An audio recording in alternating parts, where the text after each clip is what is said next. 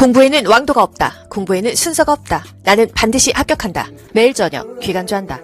성인 심정지 환자에게 자동 심장 충격기를 적용하는 방법은 1. 옷 위에 패드를 붙인다. 2. 심장 충격 버튼을 눌러 제세동을 시행한 후 즉시 가슴 압박을 한다. 3. 패드를 붙일 부위에 약물 패치가 있으면 그대로 둔다. 4. 심장 리듬 분석 중에도 가슴 압박을 계속한다. 5. 심장 충격 버튼을 누를 때 패드를 누르고 있는다. 정답은요? 2번 심장 충격 버튼을 눌러 제세동을 시행한 후 즉시 가슴 압박을 한다. 심정지 환자에게만 자동심장 충격기 또는 심폐소생술을 합니다. 옷 위에 패드 붙이는 게 아니죠. 맨살에 붙여요. 또 패드를 붙일 부위에 약물 패치가 있으면 그대로 두지 않고 떼고 나서 맨살에 패드를 붙여야 됩니다. 그쵸? 4번 심장 리듬 분석 중에는 모두 물러나세요 하고 아무도 만지지 않는다고 했어요. 이 누워있는 쓰러져 있는 그 대상자의 심장 리듬만 분석돼야 되기 때문에 아무도 손을 대지 않는다. 이거 외에는 리듬 분석하는 거 외에는 항상 가슴 압박을 해줘야 된다고 했습니다. 5번 심장 충격 버튼을 누를 때 패드를 누르고 있는다. 아니죠? 패드는 건드리지 않는다. 자동 심장 충격기 모든 전자기기는요 항상 전원을 제일 먼저 켜야 됩니다. 호흡이 없는 심정지 대상자에게만 자동 심장 충격기를 쓰는 거예요. 심장 리듬 분석할 때 모두 물러나세요. 이게 중요한 거였고요. 이 외에는 무조건 가슴 압박을 실시한다. 제세동 충전 중에도 가슴 압박을 실시한다. 이게 맞는 거예요. 만약에 제세동 충전 중에는 가슴 압박을 실시하지 않는다. 그러면 틀리는 거예요. 아시겠죠? 리듬 분석 중에는 요때만 가슴 압박을 중단한다라는 거. 이런 문제 있었어요. 자동 심장 충격기에 쇼크 버튼을 눌러야 하는 시점은 에너지 충전이 완료된 후이다. 자동 심장 충격이 필요할 때는요. 자동 심장 충격이 필요합니다. 이런 음성 지시가 나오면서 에너지 충전을 하나 봐요. 이때 충전이 완료되면은요. 심장 충격 버튼이 깜빡깜빡 합니다. 심폐소생술은요. 30대 2로 가슴 압박과 인공호흡을 반복한다. 인공호흡 2번은요. 10초 이내로 불어준다. 이런 것들도 국가고시에 나올 수가 있어요.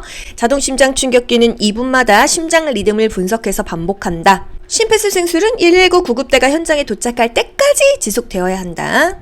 상처 드레싱 돕는 방법은 1. 상처 세척 용액을 차게 준비한다. 2. 조명을 어둡게 하여 프라이버시를 보호한다. 3. 드레싱 세트를 환자마다 별도로 준비한다. 4. 전달 집게, 이동 겸자의 끝을 위로 향하게 유지한다. 5. 사용 후 혈액에 묻은 드레싱 세트를 뜨거운 물로 먼저 씻는다. 정답은요? 드레싱 세트는 환자마다 별도로 준비해야 돼요. 상처 용액 너무 차가우면은 안 좋다. 그냥 실온 정도가 좋겠습니다.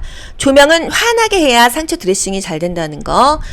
우리가 조명은요, 화장실도 환해야 되고요. 다 환해야 돼요. 그리고 대소변 처리할 때도 환해야지 잘 닦입니다. 임종 시에만 조명을 좀 차분하게 한다. 그 외에는 다 환하게 하는 거예요.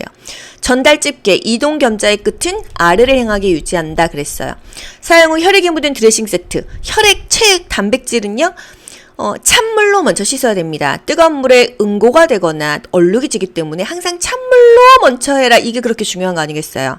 침상 목욕을 할 때 환자 사지를 말초에서 중심 방향으로 닦는 목적은 1. 피부 보호, 2. 침구 오염 방지, 3. 정맥혈 귀환 촉진, 4. 미생물 전파 감소, 5. 관절 가동 범위 증가. 정답은요? 3번 정맥혈의 귀환 촉진, 혈액순환 잘 되게 하기 위해서 뇌 자기 공력 영상, 우리가 알고 있는 MRI죠? 검사 예정인 입원 환자에게 검사 전 설명으로 옳은 것은 뭐겠어요? 뭐 이거 뺄 거 빼세요. 그런 거 설명해야 되는 거예요. 1. 머리카락을 작은 금속 실핀으로 고정해 주세요. 금속 안 되잖아요? 2. 검사하는 동안 몸을 자유롭게 움직여도 돼요? 3. 분실되지 않게 휴대전화를 환자복 주머니에 넣으세요. 4. 병변을 확인하기 위해 3차원 방사성 단층 촬영을 하는 거예요. 5. 소민할 수 있으니 검사용 귀마개나 헤드폰을 착용하게 도와드릴게요. 정답은요? 5번. 여러분 MRI 찍어보셨죠? 한 30분 동안 꼼짝 않고 있어야 되는데 삐 이런 소리 나니까 귀에 뭐 이렇게 헤드폰이든 귀마개든 줍니다. 이거예요. 머리나 이 귀고리 뭐 금속 이런 거 다 빼라고 하잖아요. 움직이면 안 된다라는 거. 휴대전화 당연히 몸에 소지하지 못합니다. MRI 모든 금속 물질은 제거한다. 화장도 지우래요. 실제가 아닌 허상을 만들 수 있으므로. 그냥 뭐 어느 정도의 메이크업은 괜찮겠죠. 근데 막 속눈썹 붙이고 요즘에 과한 화장은 이것조차도 지우래요. 만약에 뇌 검사하는데 필요할 수도 있겠죠. 조영제를 사용하지 않은 MRI 검사에 관한 설명은 검사 전에 금속 장신구를 제거해라. 또는 검사용 귀마개나 헤드폰을 착용을 시켜라 이거예요. 거기 다 MRI 검사실에 있습니다. 귀마개 주더라고요. 헤드폰은 안 줬었어요. 제가 간 곳은. 간이 혈당 검사에 관한 설명은 1. 손가락 끝 쪽의 측면을 천재한다. 2. 체혈침을 일반 의료 폐기물 전용 용기에 버린다. 침 어디다 버린다 그랬죠? 3. 손가락 끝을 살짝 찌른 후 힘을 주어 혈액을 짜낸다. 4. 손가락을 천재하기 어려운 경우 손바닥을 천재한다.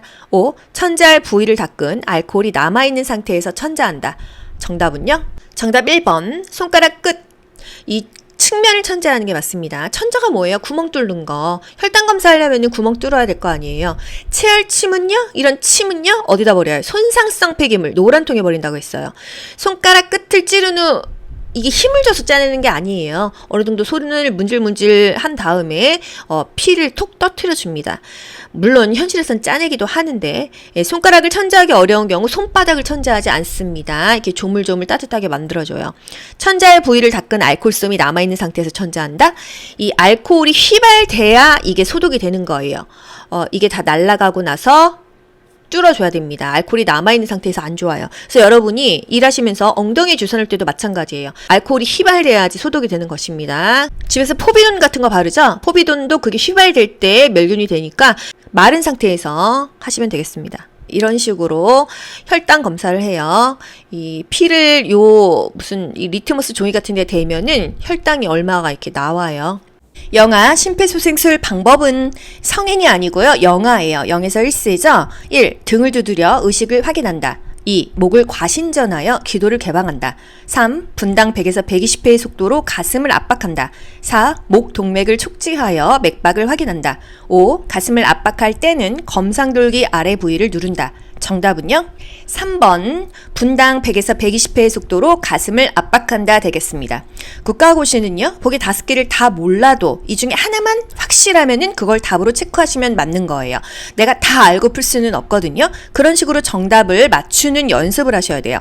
1번 왜 틀렸을까요? 등을 두드려 의식을 확인한다. 보통 의식의 사정은요? 여보세요, 괜찮으세요? 어깨를 두드리죠? 등을 두드리는 거는 하임리히법이에요. 뭔가 기도가 폐쇄됐을 때. 2번, 목을 과신전하여 기도를 개방한다. 성인인 경우는 맞죠. 목을 과신전하고 심폐소생술을 하겠는데 영아인 경우는요, 목이 너무 유연해요. 그랬을 때 목을 너무 뒤로 제껴버리면 기도가 오히려 폐쇄된다. 그래서 과신전보다는 반듯하게 해주는 게 기도 폐쇄를 경험할 수 있다. 그래서 영아기 때문에 과신전은 안 되는 거예요. 3번, 분당 100에서 120회의 속도로 가슴을 압박한다. 1분당 100에서 120회의 속도로 가슴을 압박합니다. 하나, 둘, 셋, 넷, 다섯, 여섯, 일곱, 여덟, 아홉, 열 이 정도의 속도거든요. 1초에 하나, 두 번 정도 가슴 압박이 들어가요.